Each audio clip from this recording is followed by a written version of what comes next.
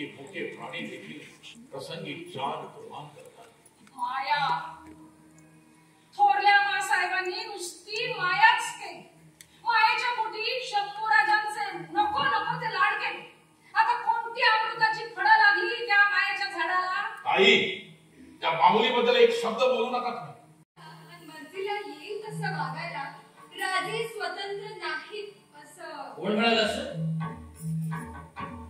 अण्णाजी तुम्ही राजे, आपण आम्हाला या विनाकारण बोलू नका. आपल्याबद्दल एकही शब्द बोलायची आमची इच्छा नाही. शंभूराजे, तुम्ही ऐकले ते उद्गार आमचे. असं तर मग अष्टप्रधानाचं बळ कमी पडायला लागलं म्हणून आपली नेमणूक झालेली दिसते. तत्पूर्वी 2 घटका आम्ही आमच्या मुलांच्या संगती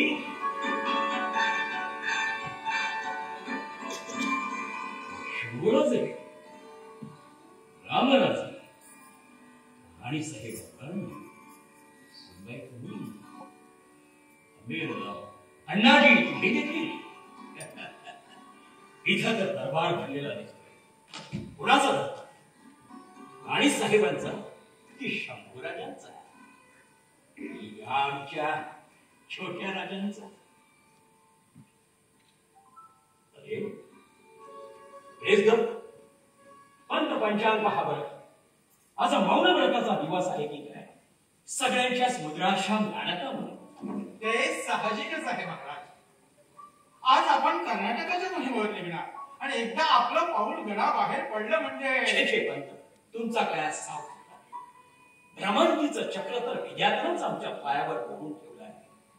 आमचे हे 2 छावे तरी मोहिमेच्या कल्पनेनं बिलकुल म्हणून होणार. आणि हे नाटक सावरे येथील आमच्या कोठंबी गावातून जवळच आहे आणि म्हणून मला फार अभिमान वाटतो. आणि हे नाटक असे खूप जुने आहेत आणि ते नवीन आमचे युवा आहेत. त्यांनी खास करून मुलांना, शाळकरी मुलांना दाखवायला पाहिजे. कारण या नाटकापासून जो इतिहास घडला आणि शिवाजी महाराजांनी जे आपले कार्य सुरू केले त्याकरता हे नाटकाचे पूर्ण जो इतिहास आहे तो शाळकरी मुलांनी मुद्दाम पाहावा. आणि आता नाटक सुरू होणार. मित्रांनो, गोवा सरकारचं माहिती आणि प्रसिद्धी खातं दरवर्षी हा कार्यक्रम मोठ्या उत्साहाने साजरा करतात आणि आपल्याला सांगायला आनंद वाटतोय की दरवर्षी गोवा सरकारच्या माहिती आणि प्रसिद्धी खात्याच्या वतीनं अशा प्रकारचे नाट्यप्रयोग गोव्याच्या विविध भागात साजरे केले जातात. एकूण 20 पेक्षा जास्त नाट्यप्रयोग सर्वत्र होत आहेत आणि आपल्याला सर्वांना ठाऊक असेल की 19 फेब्रुवारी रोजी फार्मागुडी येथे खास शिवजयंती उत्सव राज्य सरकारातर्फे साजरा केला जातोय. आमच्या गोव्याचे माननीय मुख्यमंत्री डॉक्टर प्रमोद सावंत हे खास उपस्थित राहतात. तसंच ह्या वर्षी पुण्याचे एक उत्कृष्ट इतिहास संशोधक डॉक्टर सागर देशपांडे यांचं व्याख्यान देखील आयोजित करण्यात आलेलं आहे.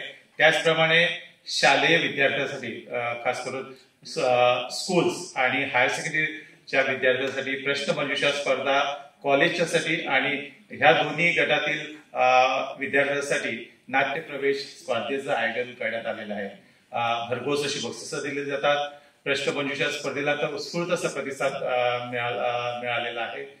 सर्वांना विनंती आहे की शिवजयंती उत्सवानिमित्त फार्मागुडी येथे साजरा होणाऱ्या कार्यक्रमाला आपण सर्वांनी सहकुटुंब उपस्थित राहून या गोवा सरकारच्या माहिती आणि प्रसिद्धी खात्यातर्फे साजरा करण्यात येणारा हा उत्सव सहभागी होऊन आपल्या शुभेच्छा आमच्यापर्यंत पोहोचवाव्यात.